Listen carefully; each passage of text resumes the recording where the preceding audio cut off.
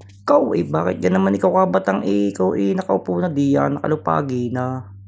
Yan po yung trabaho ko dito sa Doha. Kahit ano, basta po kaya.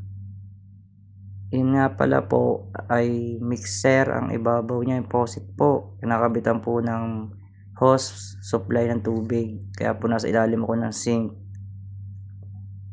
Ganyan po yung trabaho namin dito.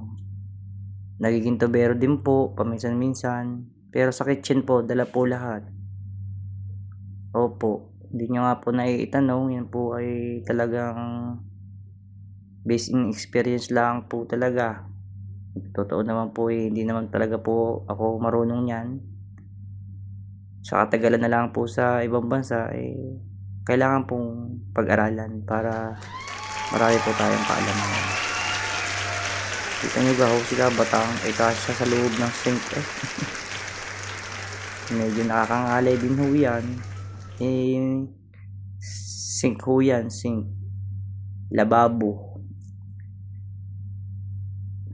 Kumusta po ang lahat? Ingat-ingat lang po tayo sa trabaho. Kung saan man po tayo naroon ngayon.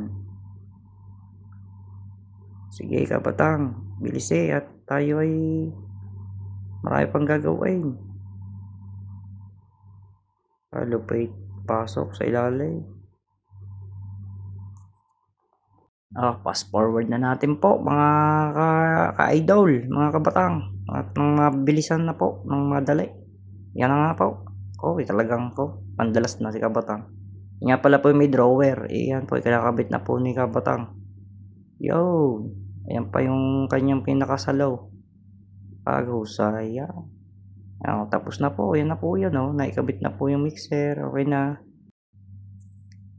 Ito na po yung kabuuan ng kitchen yan.